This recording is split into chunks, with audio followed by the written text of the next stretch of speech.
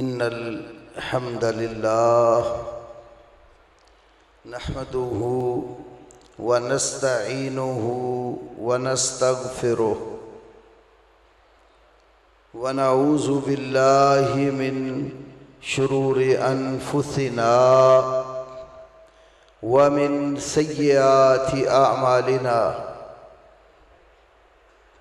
من يهده الله فلا مضل له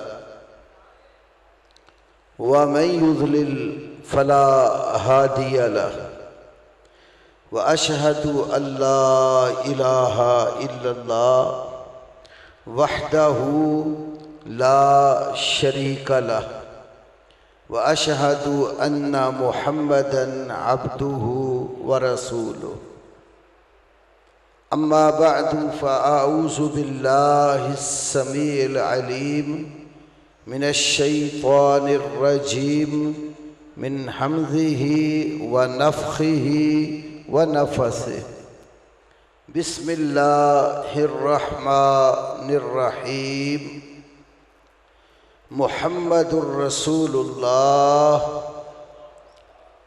والذين معه أشداء على الكفار رحماء بينهم وقال النبي صلى الله عليه وسلم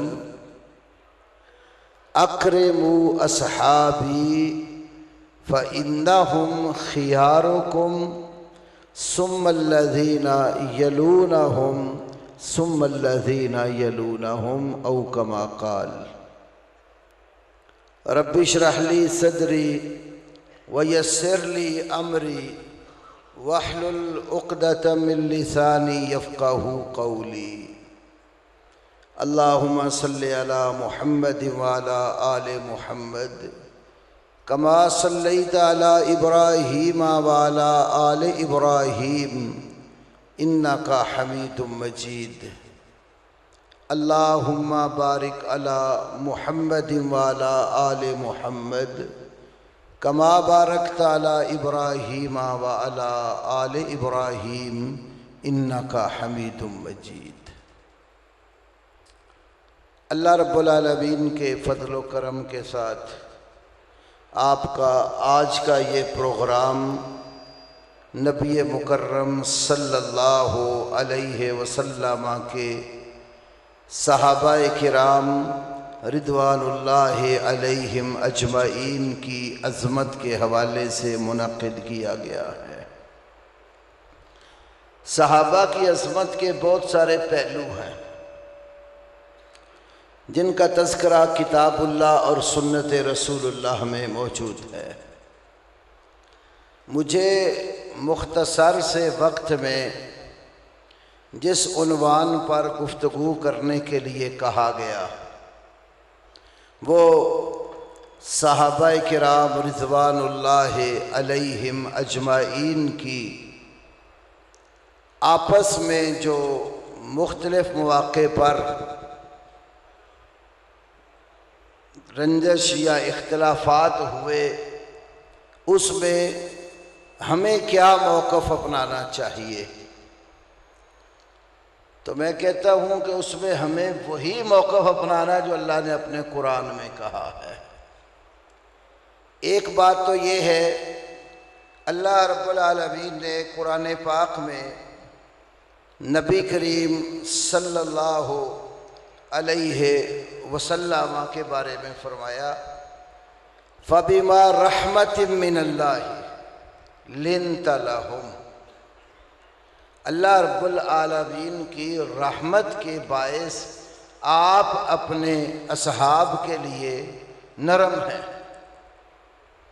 وَلَوْ كُنْتَ فَظًّا، اگر آپ بدخلق ہوتے، غلیظ القلب، سخت دل والے ہوتے، لَنْفَضُّوا مِنْ حَوْلِكَ، یہ آپ کے آس پاس بیٹھنے والے سارے لوگ بھاگ گئے ہوتے، کوئی بھی آپ کے قریب نہ بیٹھتا۔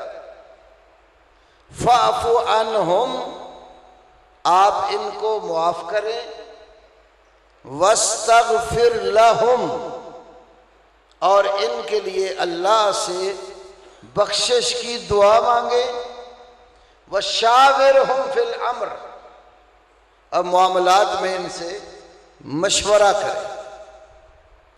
اس مقام پر اللہ نے نبی کریم صلی اللہ علیہ وسلم کی اپنے اصحاب کے لیے نرمی کا ذکر فرمایا، اور ان سے اگر کوئی خطا ہو گئی تو درگزر کا حکم دیا،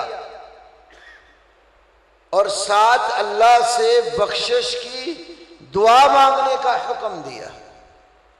تو ہمیں بھی رسول اللہ صلی اللہ علیہ وسلم کی پیروی میں آپ کے اصحاب کے لیے اللہ سے دعا کرنے کا حکم ہے۔ قرآن پاک میں سورہ حشر اللہ نے ایمان والوں کے 3 گروہوں کا ذکر کیا ہے۔ ایک گروہ مہاجرین کا ہے، دوسرا گروہ انصار کا ہے، اور تیسرا گروہ انصار اور مہاجرین کے لیے دعا مانگنے والوں کا ہے، چوتھا کوئی ایمان والوں کا گروہ نہیں ہے۔ شیعہ حضرات کی کتب میں سے ایک کتاب کشف الغمہ فی معرفت الائمہ علی بن عیسیٰ الاربلی کی، اس میں یہ روایت مذکور ہے، عراق سے کچھ لوگ حضرت علی بن حسین، جنہیں علی زین العابدین کہا جاتا ہے یا بعض لوگ سجاد کے نام سے یاد کرتے ہیں، تو امام علی زین العابدین کے پاس کچھ عراقی آ گئے، اور علی زین العابدین وہ ہے جس وقت سیدنا حسین رضی اللہ تعالی عنہ آل کوفہ کے خط لکھنے پر کوفہ کی طرف گئے، پھر کربلا میں ان کی مظلومانہ شہادت ہو گئی، اور مردوں میں سے صرف ایک شخص بچا جن کا نام علی بن حسین المعروف زین العابدین۔ کچھ عورتیں تھیں ذات، جب کربلا سے کوفہ کی طرف پلٹے تو کیا دیکھا؟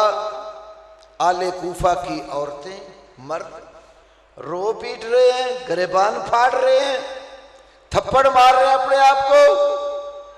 العیون العبرا فی مقتل سید الشہداء، یہ کتاب ایران سے چھپی ہے، اس کے اندر بھی احتجاج تبرسی میں بھی جلال عیون میں باقر مجلسی نے بھی لکھا، علی زین العابدین نے آل کوفہ کو دیکھ کر کہا، ہاؤلائی یبکون علینا فمن قتلنا، یہ لوگ ہمارے اوپر رو رہے ہیں، پھر ہمارا قاتل کون ہے؟ تو وہ علی زین العابدین جو اس موقع کے عینی شاہد تھے، ایک تو انہوں نے بتایا کہ ہمارے قاتل آل کوفہ ہیں، اور خلاصۃ المصائب میں ہے لیس فیہم شامی ولا حجازی بل جمیعہم من آل کوفہ، قاتلان حسین میں نہ کوئی شامی تھا اور نہ کوئی حجازی تھا، بلکہ سارے آل کوفہ میں سے تھے۔ تو ان آل کوفہ میں سے کچھ لوگ علی زین العابدین کے ہاں آئے، فوقعوا فی ابی بکر و عمر و عثمان، انہوں نے حضرت ابو بکر صدیق، حضرت عمر فاروق اور حضرت عثمان غنی رضی اللہ تعالی عنہم کی شان میں گستاخی کرنا شروع کر دی، نازیبا کلمات کہنا شروع کر دیے۔ علی زین العابدین پوچھتے ہیں، تم مجھے بتاؤ کیا تم مہاجرین میں سے ہو؟ انہوں نے کہا نہیں، ہم مہاجر نہیں ہیں۔ فرمایا تو بتاؤ کیا تم انصار میں سے ہو؟ کہنے لگے ہم انصاری بھی نہیں ہیں۔ امام قرطبی نے بھی اپنی تفسیر میں یہ واقعہ درج کیا۔ پھر وہ نہ مہاجر ہو نہ انصاری ہو، میں یقین کے ساتھ کہتا ہوں تم وہ بھی نہیں ہو جن کا ذکر مہاجرین اور انصار کے بعد ہے۔ اس لیے اللہ نے سورہ حشر میں پہلے مہاجروں کا ذکر کیا، پھر انصار کا ذکر کیا، پھر ان کے بعد اہل ایمان کے اس گروہ کا ذکر کیا جو مہاجرین اور انصار کے لیے اللہ سے دعا مانگتے ہیں، ربنا اغفر لنا ولإخواننا الذين سبقونا بالإيمان ولا تجعل في قلوبنا غلا للذين آمنوا ربنا إنك رؤوف رحيم۔ اللہ سے دعا مانگتے ہیں ہمارے رب ہمیں بھی معاف کر دے، اور جو ہم سے پہلے ایمان والے گزر چکے ہیں مہاجرین اور انصار انہیں بھی معاف کر دے، اور ہمارے دلوں میں ان ایمان والوں کے بارے میں کوئی بغض، کینہ، کھوٹ، حسد نہ رکھ۔ تو کہتے ہیں کہ ایمان والے تین ہیں، یا مہاجر یا انصار، یا مہاجر اور انصار کے لیے دعا مانگنے والے اور ان صحابہ کے متعلق اپنے اندر کوئی کھوٹ، کینہ اور بغض نہ رکھنے والے لوگ ہیں۔ تو جب نہ مہاجر ہو نہ انصاری ہو تو یقیناً تم ایمان والوں کے تیسرے گروہ میں بھی نہیں ہو۔ فرمانا کہ اٹھ کر میرے پاس سے نکل جاؤ، دفع ہو جاؤ، اللہ تمہارا بیڑا غرق کرے۔ تو صحابہ کے بارے میں کبھی بھی ہمیں اپنے اندر کوئی کھوٹ، کوئی کینہ، حسد، بغض، عناد قطعاً نہیں رکھنا چاہیے۔ سیدنا عبداللہ ابن عباس رضی اللہ تعالی عنہما نے کیا ہی خوب فرمایا، لا تسبوا اصحاب محمد صلی اللہ علیہ وسلم فإن اللہ عز وجل امرنا بالاستغفار لهم وهو يعلم انهم سيقتتلون۔ یہ روایت جو ہے امام احمد ابن حنبل کی جو فضائل صحابہ پر کتاب ہے، اس پر ان کے بیٹے نے کچھ زائد روایات بھی جمع کی۔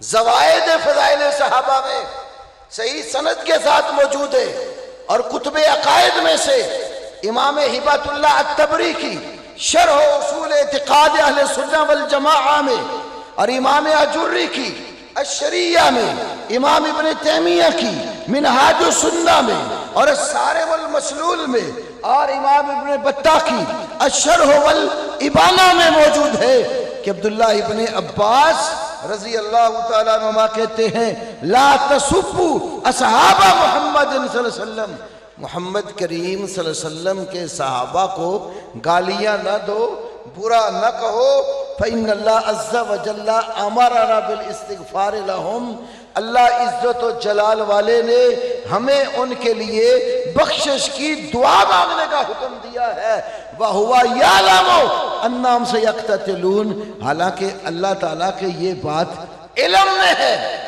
کہ یہ صحابہ آپس میں بھی لڑ پڑیں گے، تو لڑائی کے باوجود، جاننے کے باوجود اللہ تعالیٰ نے کہا کہ ان کے لیے استغفار کرو۔ تو رب کو بھی تو پتہ ہی تھا رسول پاک صلی اللہ علیہ وسلم کے صحابہ میں اختلاف ہوگا، اس کے باوجود اللہ رب العالمین اصحاب محمد کے لیے بخشش کی دعا مانگنے کا کہتے ہیں، اور تیسرے مومنوں کے گروہ کا تذکرہ کرتے ہوئے بھی یہی بیان کرتے کہ وہ ایمان والے ربنا اغفر لنا ولإخواننا الذین سبقونا بالایمان کہہ کر ان کے لیے بخشش کی دعا۔ جرح اور تعدیل کے کبار ائمہ میں سے امام یحییٰ بن معین رحمہ اللہ، ان سے جو تاریخ ان کے شاگرد عباس الدوری رحمہ اللہ نے نقل کی ہے، اس کے اندر یہ بات موجود ہے۔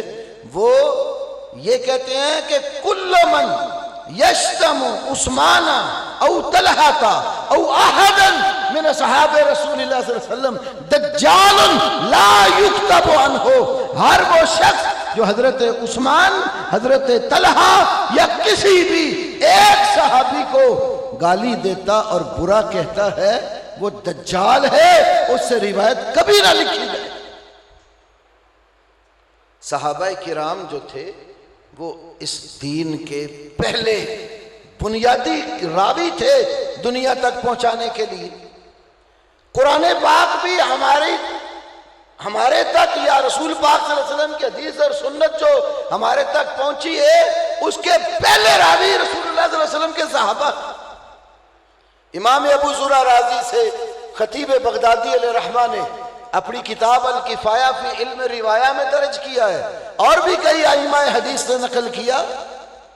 وہ فرماتے ہیں کہ جو شخص نبی علیہ السلام کے صحابہ میں سے کسی کی تنقیص کرتا ہے وہ زندیق ہے، اس لیے کہ یہ لوگ ہمارے جو اسلام کے ابتدائی راوی ہیں ان روات کے اوپر کلام کر کے اسلام کی عمارت کرانا چاہتے ہیں۔ اور امام ابن تیمیہ نے منہاج السنہ جلد اول صفحہ 27 کے اوپر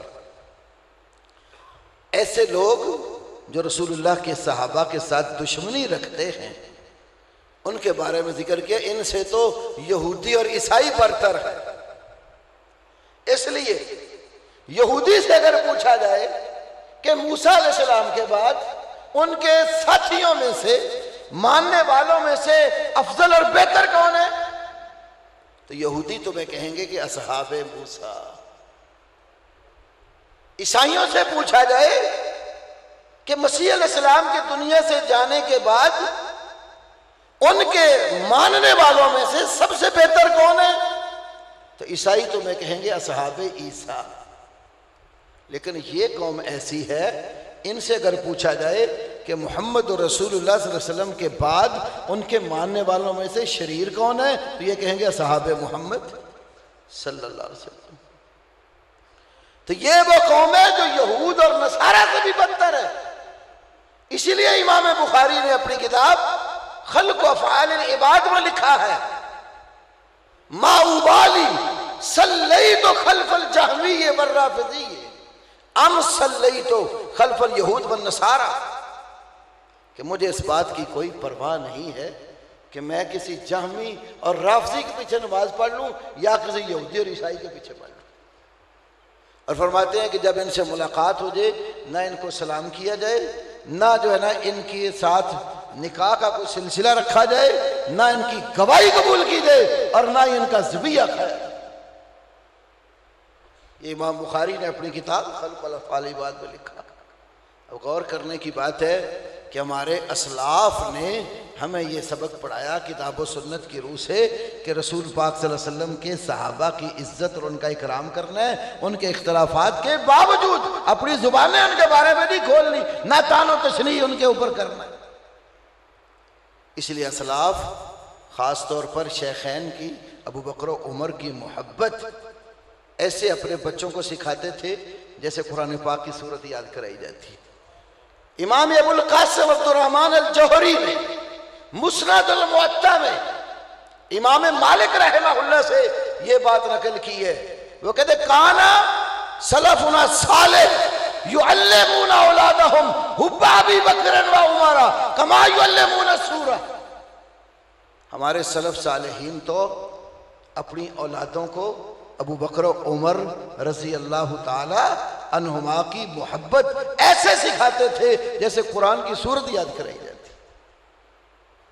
تو یہ آج ہمیں بھی اپنے اسلاف کی یاد زندہ رکھنی چاہیے، اپنے بچوں کو ابتدا سے ہی جہاں آپ اسلام کی بنیادی معلومات سکھاتے ہیں وہاں رسول پاک صلی اللہ علیہ وسلم کے صحابہ کی، مہاجرین اور انصار کی محبت بھی سکھائے، خصوصاً خلفائے راشدین کی محبت، امہات المومنین کی محبت، بنات طیبات نبی صلی اللہ علیہ وسلم کی جو 4 بیٹیاں ہیں ان کی محبت۔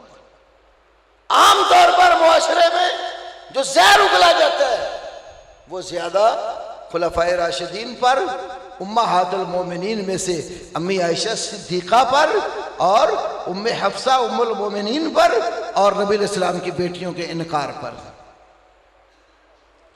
تو یہ اسماء ان کی محبت اپنی اولاد کے دلوں میں پیدا کرنی چاہیے۔ ام المومنین امی عائشہ کے بارے میں مجھے ایک بات یاد آتی، امام اجری نے شریعہ میں اور بھی کتب عقائد میں یہ بات موجود ہے، یہ واقعہ ذکر کیا کہ ایک آدمی نے سیدہ ام المومنین کو برا بھلا کہنا شروع کر دیا۔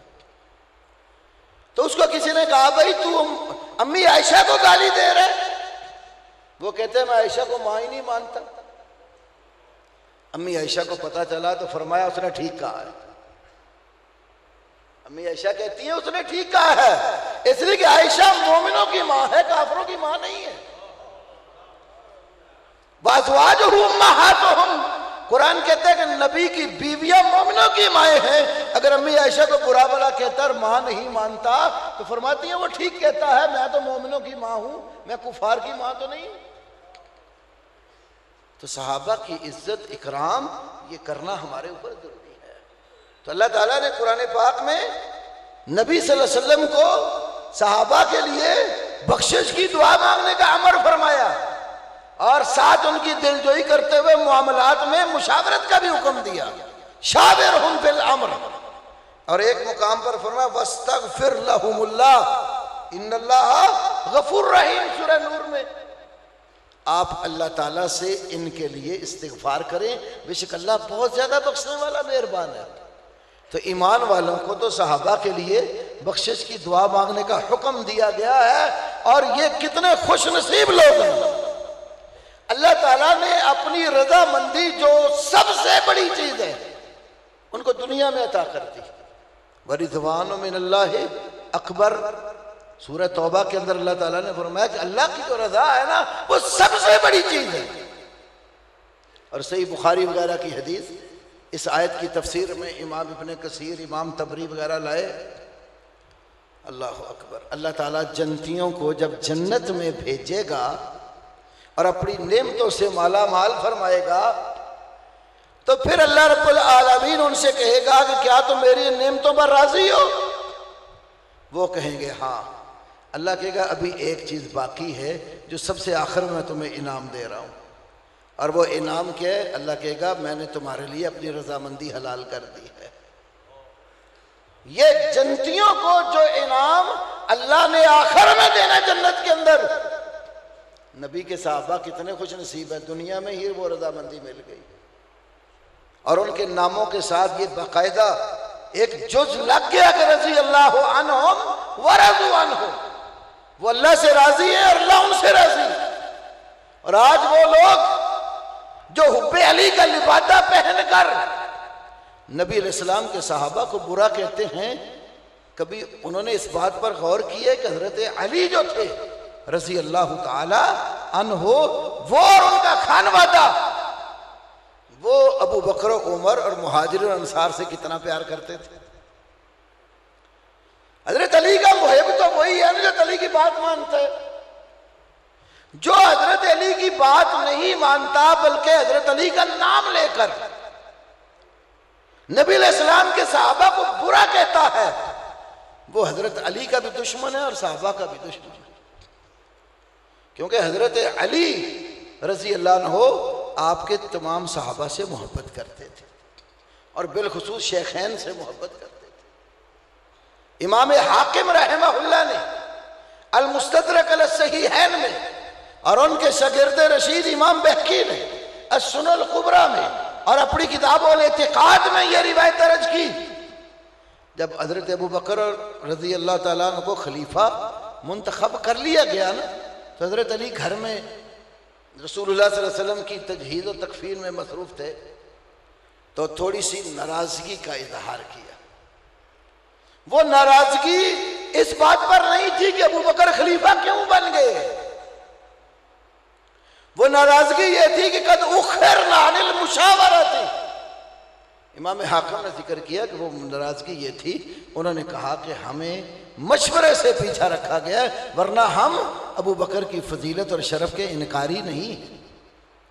اور ساتھ کہا ابو بکر تو وہ ہیں جن کو اللہ رب العالمین نے نبی صلی اللہ علیہ وسلم کے ساتھ ثانی اثنین میں ذکر کیا ہے، اذ ہما فی الغار میں ان کا تذکرہ کیا ہے، اور ساتھ نبی علیہ السلام نے اپنی زندگی کے آخری دور میں انہیں اپنے مصلی امامت پر کھڑا ہونے کا حکم دیا ہے کہ مروا ابا بکر فلیصلی بالناس۔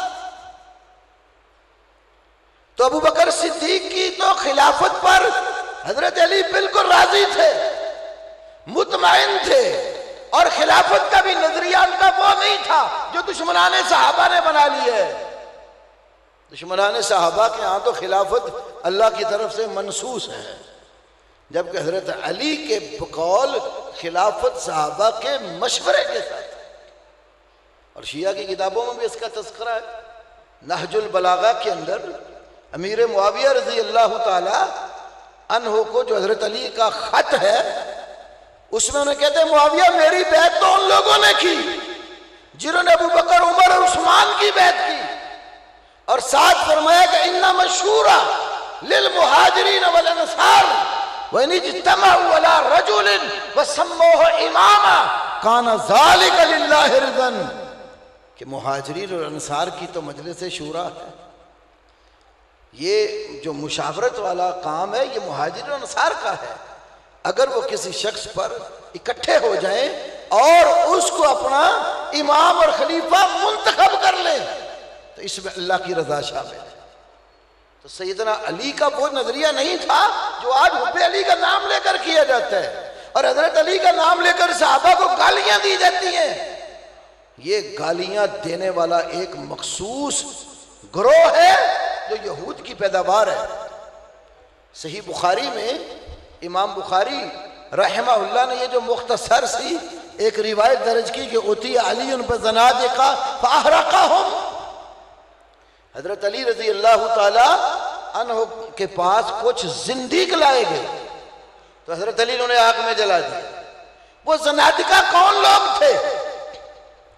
حافظ ابن حجر اسقلانی علیہ رحمہ فتح الباری شرح صحیح بخاری میں امام ابو طاہر المخلص سے یہ روایت لائے ہیں اور سند کو حسن قرار دیا، اور امام ابو طاہر المخلص کی یہ کتاب 2 ناموں سے چھپ چکی ہے، المخلصیات 4 جلدوں میں اور الفوائد المنتقات کے نام پر 1 جلد میں طبع ہوئی۔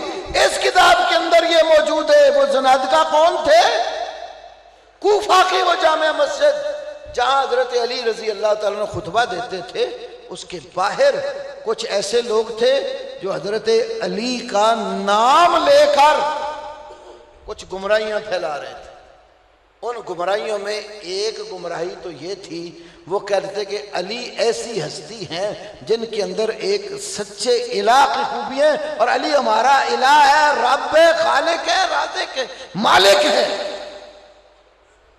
اور دوسری گمراہی جو انہوں نے پھیلائی وہ تھی کہ نبی صلی اللہ علیہ وسلم کے بعد خلافت کا حق تھا حضرت علی کا، تو یہ صحابہ نے غصب کر لیا، چھین لیا اور ظلم کیا۔ اس کا تذکرہ شیعہ حضرات کی بڑی بڑی کتابوں میں ہے۔ جو بات میں آپ کے سامنے رکھنا چاہتا ہوں وہ یہ ہے کہ یہ جو گروہ تھا یہ عبداللہ ابن سبا کا پیروکار تھا، اور ابن سبا نے یہ 2 نظریے پھیلائے، ایک حضرت علی کے رب ہونے کا اور ایک حضرت علی کے خلیفہ بلا فصل ہونے کا، اور ساتھ تیسرا کام اس نے سب سے پہلے صحابہ پر طعن و تشنیع اور تبرہ بازی کا اعلانیہ اظہار ابن سبا نے کیا۔ اس کا تذکرہ شیعہ کی کتابوں میں سے عبداللہ مامکانی کی کتاب تنقیح المقال میں عبداللہ ابن سبا کے حالات میں موجود ہے، اور حسن بن موسیٰ نوبختی کی کتاب فرق الشیعہ میں بھی موجود ہے، اور مقالات والفرق یہ بھی ایک شیعہ کی کتاب ہے، اس کے اندر بھی یہ بات لکھی ہوئی ہے۔ سب سے پہلے صحابہ پر اعلانیہ تبرہ بازی کا جو دروازہ کھولا ہے وہ عبداللہ ابن سبا نے کھولا، اور آج اس کی ذریت اسی طرح صحابہ پر نقد اور طعن و تشنیع۔ کہیں ابو بکر صدیق رضی اللہ عنہ کو علیہ باللہ کافر کہا جا رہا ہے، کہیں امیر معاویہ رضی اللہ عنہ ان کے والد محترم ابو سفیان رضی اللہ تعالیٰ عنہ پر تبرہ کیا جا رہا ہے، کہیں رسول اللہ صلی اللہ علیہ وسلم کی ازواج کے اوپر لعن طعن کیا جا رہا ہے، کہیں آپ کی بیٹیوں کا انکار کیا جا رہا ہے، اور اسی کے نتیجے میں ہی صحابہ دشمنوں نے قرآن کا انکار بھی کیا جا رہا ہے۔ آج جو یہ لوگ اس قرآن کو حقیقت میں اصل قرآن نہیں مانتے، اس کی بیس بھی صحابہ دشمنی ہے۔ اسی لیے ایران سے باقاعدہ ایک کتاب چھپی، فصل الخطاب فی تحریف کتاب رب الارباب، اور اس قرآن کو مانتے اس لیے نہیں ہے کہ اس کو حضرت ابو بکر، حضرت عمر، حضرت عثمان، حضرت زید بن ثابت رضی اللہ تعالی عنہم اجمعین نے مرتب کر کے دنیا تک پہنچایا. کہتے جو اصل قرآن وہ تھا جو حضرت علی نے گھر بیٹھ کر لکھا اور صحابہ پر پیش کیا. تو جب وہ قرآن کھولا حضرت عمر نے، کھولتے ہی دیکھا فوجد فیہ فضیحۃ المہاجرین والانصار، اس میں انصار و مہاجرین کی ذلت اور رسوائی کا تذکرہ پایا. کہا علی لے جا، ہم یہ قرآن نہیں مانتے. تو علی نے کہا اچھا نہیں مانتے، قرآن پکڑ لیا اور فرمایا واللہ لا ترونہ بعد ھذا الیوم ابدا، اللہ کی قسم آج کے بعد تم یہ قرآن نہیں دیکھو گے. پھر علی نے قرآن گھر رکھ لیا. حضرت علی سے حضرت حسن نے لیا، حسن سے حسین نے لیا، حسین سے علی زین العابدین نے لیا، ان سے محمد باقر نے لیا، محمد باقر سے جعفر صادق نے لیا، جعفر صادق سے موسیٰ کاظم نے لیا، موسیٰ کاظم سے علی تقی نے لیا، وہاں سے علی تقی نے لیا، وہاں سے پھر جو ہے نا وہ حسن عسکری نے لیا. اس سے وہ 12واں جس کی کہانی بنائی ہوئی ہے کہ وہ پیدا ہوتے ہی 2-2.5 سال میں غائب ہو گیا تھا، وہ لے کے چلا گیا. کب آئے گا یہ بھی ایک کہانی ہے. یہ کہتے ہیں ہم امام زمانہ کے حکم سے اس قرآن کو پڑھنے پر مجبور ہیں جو مسلمانوں کے ہاتھوں میں ہے، ورنہ اصل قرآن تو مادی لے کر آئے گا. سورۃ یوسف کی تفسیر فی ہے یاسرون میں مولوی مقبول دہلوی نے لکھا، بصائر و درجات میں بھی ہے، اور بھی ان کی بڑی بڑی کتابوں میں ہے. تو میرا عرض کرنے میں صحابہ دشمنی میں کیا کیا گول کھلائے گئے. پھر کہا وہ 12واں آئے گا تو اصل قرآن لائے گا. 12واں آئے گا کب؟ صافی شرح اصول کافی ملا خلیل قزوینی کی 3ری جلد میں لکھا جب 313 صحیح ایمان والے دنیا میں ہوں گے مادی بار آ جائے گا. اس کا مطلب ہے کہ پوری اسٹیٹ ایک موجود ہے تو 313 ایمان والے نہیں ہیں، بلکہ پاکستان میں بھی شاید پھر 313 ایمان والے نہیں، ورنہ مادی وہ اصل لے کر آ جاتا. تو یہ ساری کہانیاں دین کی عمارت کو گرانے کے لیے صحابہ دشمنی پر کھڑی گئی. تو اس لیے ہمارے اسلاف نے اور اللہ کی کتاب نے، نبی علیہ السلام کی سنت اور حدیث نے ہمیں صحابہ کرام کی عزت، ان کی اکرام کرنے کا حکم دیا. فرمایا اکرموا صحابی فإنہم خیارکم، میرے صحابہ کی عزت اور تکریم کرو، وہ تم میں سب سے بہتر لوگ ہیں. ثم الذین یلونہم ثم الذین یلونہم، پھر جو ان کے بعد آئیں گے، پھر جو ان کے قریب والے لوگ ہوں گے. تو رسول اللہ صلی اللہ علیہ وسلم کے صحاب کی عزت، اکرام اور ان کے لیے استغفار کا ہمیں حکم ہے. اور کسی ایک صحابی کے بارے میں بھی اپنے اندر کوئی کینہ، کھوٹ، بغض، عناد رکھنے کی اجازت نہیں ہے. جو ایسا کرے گا سمجھو وہ ایمان والوں کا وہ جو 3را گروہ ہے جو صحابہ کے لیے دعا کرتا ہے ان میں سے بھی شمار نہیں ہوگا. اللہ رب العالمین مجھے اور آپ کو نبی کریم صلی اللہ علیہ وسلم کے صحاب کی عزت اور توقیر کرنے کی توفیق عطا فرمائے. اللہ ہمارے سینوں کو ہمیشہ صحابہ دشمنی سے پاک اور مبرہ رکھے. وآخر دعوانا الحمدللہ.